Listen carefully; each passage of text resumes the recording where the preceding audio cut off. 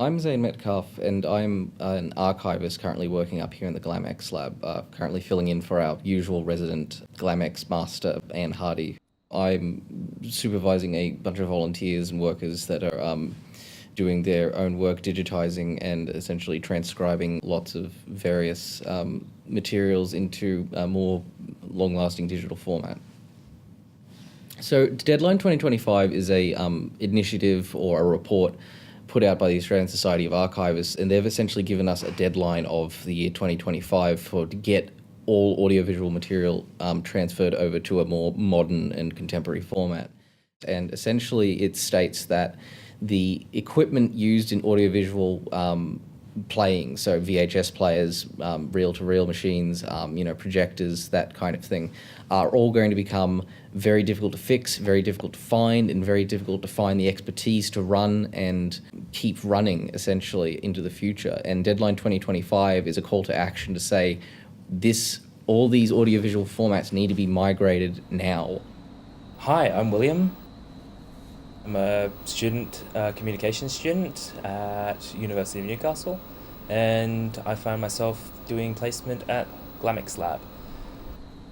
The servicing industry of the machines is sort of dying off and becoming rarer and rarer, that you'll find somebody who is specialized to actually repair the pneumatic tapes, seeing though the manufacturers have completely ended support for the system a long, long time ago.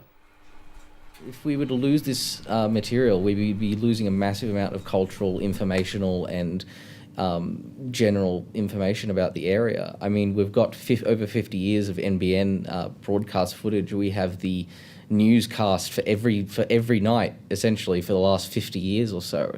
And not only do we have these shots of Newcastle from the NBN archive, we have a bunch of more personal stuff. We have unnamed wedding footage with all these beautiful colours and dresses in it, I think from the 60s.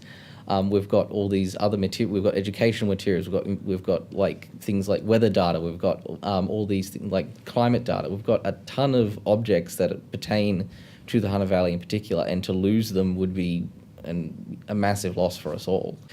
All these things are essentially, we would kill for them in your average historical study, because they're very mundane, but the mundane details reveal so much.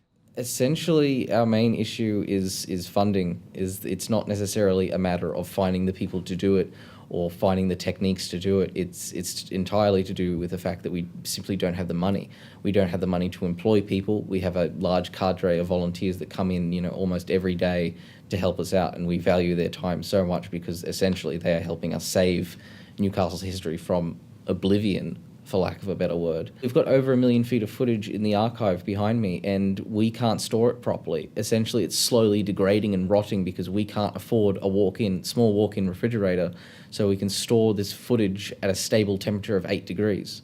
But we simply don't have the money for that, and there's no real way to get us the money, because there's a theoretical potential for perfection, or close to perfection, and then there's a practical best you can do solution. And unfortunately, too often, we have to pick this practical solution rather than the theoretical best practice because the funds simply aren't there. What that just means is the actual guarantee of serviceability is not going to be there. And we're just going to be, from that time onwards, taking it day by day and trying to do the best that we can.